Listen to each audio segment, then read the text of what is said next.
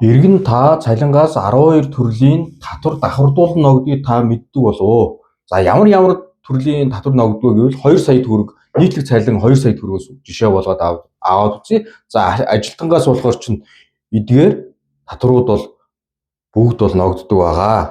За тэгээд гарт олох нь болохоор чинь бид нар сайн мэддэг. Банкээр дансаа шилжүүлж авдаг цалин чинь сая 607 мянга болох нэ.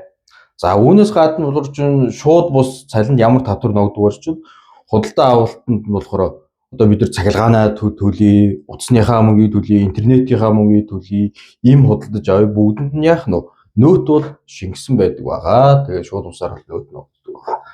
За тэгээд компани одоо цалин өгснийхаа төлөө компани бас татварыг болохоор чинь давхардуулан бас татварууд бол төлдөг байгаа. За тэтгэврт болохоор чинь ийм эрүүл мэнд ингээд за үүнээс болохоор чинь шууд бусаар ямар татвар ногддог чинь хасагдахгүй нөөтгээд 226 мянга ногддог байгаа.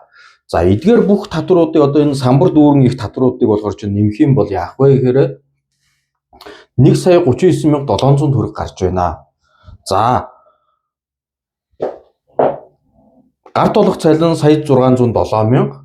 Тэгээд татвар сая 39,200-оор нэмэх юм бол яах нь 2 сая 646,700 төгрөг гарч байна. За эдгээр олон төрлийн татвар байхгүй байсан бол яах нь ажилтан та гарт олох нэгэд банкныхаа дансаа сая 607 мянган төгрөгийн цалин авдаг байсан бол яах вэ? Бодит байдалд оруулах 2 сая 646,700 төгрөгийн цалин авах боломжтой байсан гэсэн үг байна. За анхаарал хандуулсанд баярлалаа.